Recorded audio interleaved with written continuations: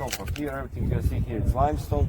The rule before was, whenever you go to the old town, you have to bring one rock with yourself and 2 eggs, and they will mix the egg whites with sand to some kind of glue, from 10th century, so it was holding up very well. The shape of the city walls you can see today is further from the 15th century, but a lot of that done even before. Idea was, to protect Dubrovnik at that time from the Venetians and Ottoman Emperor, but actually the old town never got attacked until the 90s. There is about 30 years ago. Firstly, part of Kingdom of Croatia, Dubrovnik. Then under Venice for a very short period of time, about 40 years.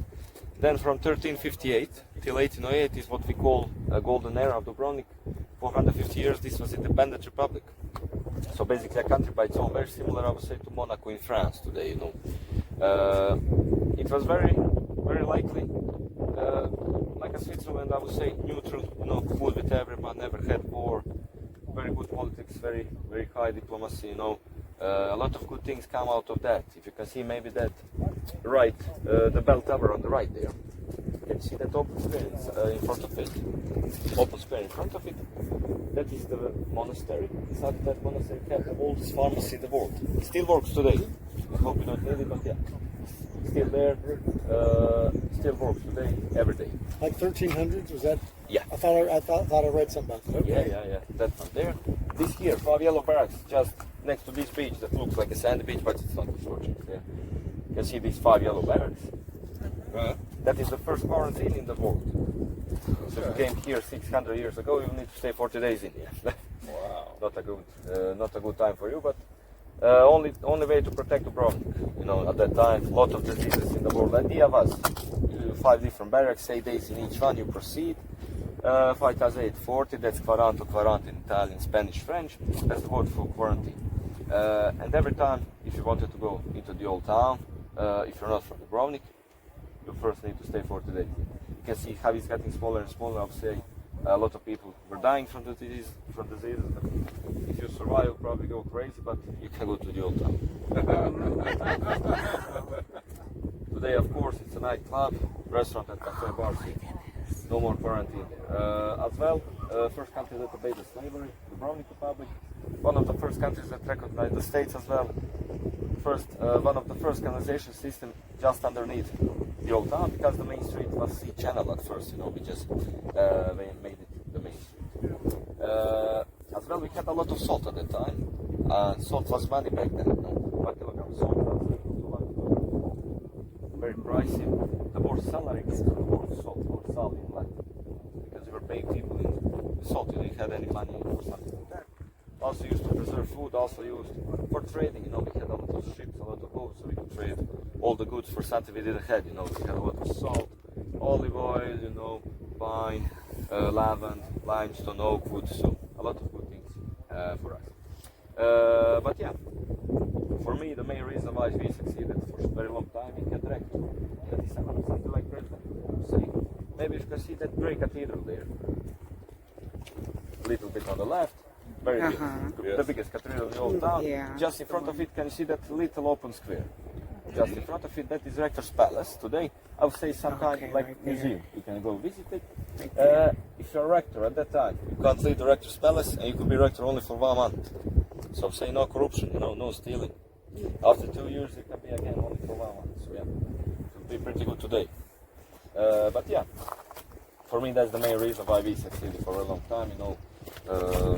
Without stealing, without corruption, it was much easier than it would be now. Even when the Ottoman Emperor came here, the Turks, 15th, 16th century, just paid them off some money, let them trade the goods for the war, which was very good for us. They were stopped in this direction, stopped just above the split. Just above split, they were stopped. They went through the whole Bosnia. Have you ever seen the shape of Croatia? It's going pretty weird with Bosnia inside, because Bosnia was historically Croatian land. And then in the 16th century it got raided by the Ottoman Emperor. That's why the Bosnia is today the only country that has majority Muslim population in Europe, if you don't count, of course, the Turks. So yeah, we just paid them off to live a simple basically. Yeah, pretty good idea, That's a good idea. Fortunately for us, end of Republic happened in 1808. Napoleon came here, also very peacefully. We never had war with him, we just got tricked. He said he's going to stay one night in the old town, he stayed for 7 years. Very big Wow, difference. 7 Yeah, years. yeah. Also, he built this fort we just get by that was destroying the war. He built that lookout there on the island, also fort on the top. So he built a few forts, he liked Croatia very much. Not like me. But yeah, after that, Dubrovnik, in general, the whole Croatian area was under Austrian-Hungarian Empire for about 100 years. And then from the end of Second World War till the 90s, part of Yugoslavia, and today, again, part of Croatia. I'll tell you just a few things about the war as well. So Yugo means south in the language, and Slavia means Slavic name. So I would say all six Slavic nations formed one union after the Second World War. So it was Croatia, Montenegro, Bosnia-Herzegovina, Slovenia, Macedonia, and Serbia. Idea was to be a federation of 6 countries, no, but to be independent, you know, because after the war, every country is very small, was very big after the war because every country was in the war. So idea to be a federation, 6 independent countries, but if something happens again, we'll help each other and so on. Unfortunately for everyone, communist country, very similar to Russia, I would say, at that time even a little bit worse. Biggest problem for everyone, everything was in Serbia. So I don't know, capital of Serbia today, Belgrade, was also capital of Yugoslavia. So, for example, of us here, we had some countries in the 60s, 70s, 80s, all of our money was going for the capital, but never came back, you know, they just invested in Serbia, so that was a big problem, I'll say, for the whole Croatian territory. As well, president was Serbian, and majority of people were Serbians, around 2 more million Serbs. So that's why actually a lot of Croatians emigrated from that time, that's why we have Croatians in the States, Canada, Australia as well. Only 3.8 million people today in Croatia, and also 3.8 million Croats around the world. So the same number of our people inside and outside of our country today. 1980 president died. So I'm saying that when all the bad things started to happen, you know, pro-Serbian party came to the top, Greater Serbia, was a part of Croatia, Bosnia and so on. So in the 90s everything culminated when the war when the communism generally broke down, war started. We had referendum around 94% of Croatians voted yes for independence, and that's when we got attacked for about 4 years, from 1991 to 1995. 6-7 active war zones in Croatia, I would say 20,000 Croatians unfortunately. Most of them civilians. At that time we didn't have army. So it was very, very hard. War still happening inland on border with Serbia, but also war here in Dubrovnik for about 8 months. 7 months without electricity, water, you know, radio communication, signals, very, very hard to live. Everyday attacks from the land, from the sea, from the air, everyday bombing, so from all 3 fronts. Actually, the worst attack happened on St. Nicholas, 6 December, around 3.5 one day on the whole Dubrovnik area.